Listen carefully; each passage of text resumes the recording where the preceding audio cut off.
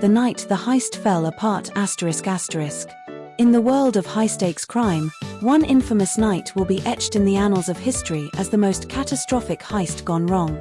It was a daring plan, one that would put the very fabric of the security system to the test, but ultimately, it would prove to be the downfall of a group of skilled thieves. The mastermind behind the plan. The mastermind behind this elaborate heist was a man by the name of Jack Harris, a notorious thief with a reputation for pulling off seemingly impossible heists.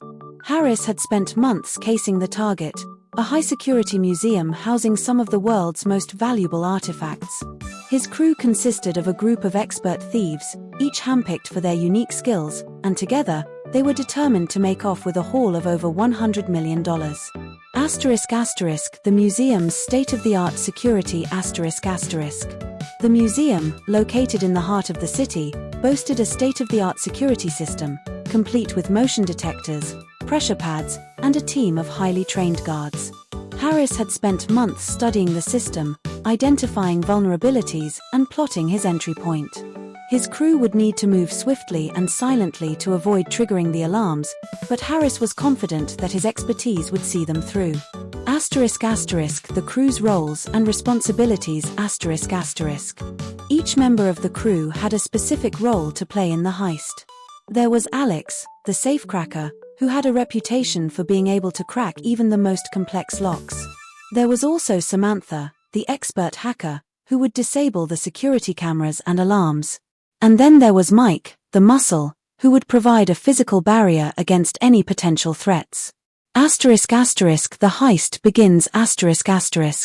The night of the heist arrived, and Harris's crew put their plan into action.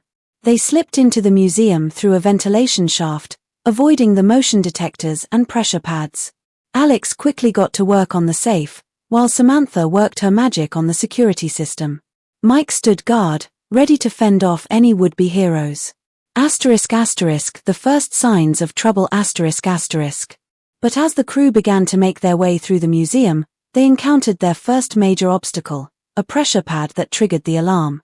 Harris's team froze, unsure of what to do next. Harris quickly came up with a new plan, but it was too late. The alarm had already been triggered, and the guards were on their way. Panic sets in. As the guards closed in, panic began to set in among the crew. Harris tried to keep his cool, but it was clear that the heist was not going according to plan. The crew frantically scrambled to get back to the ventilation shaft, but it was too late. The guards had them surrounded. The confrontation.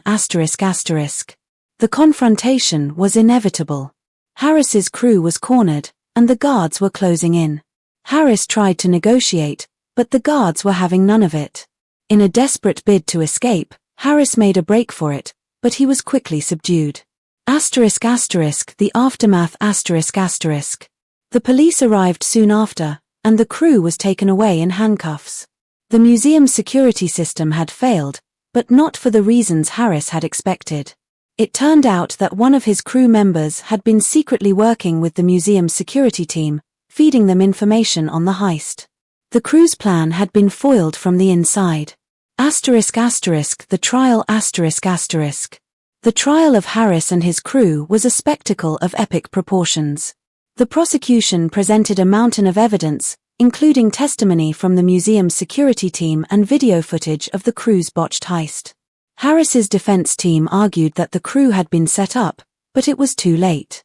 The jury delivered a guilty verdict, and Harris was sentenced to 20 years in prison. Lessons learned.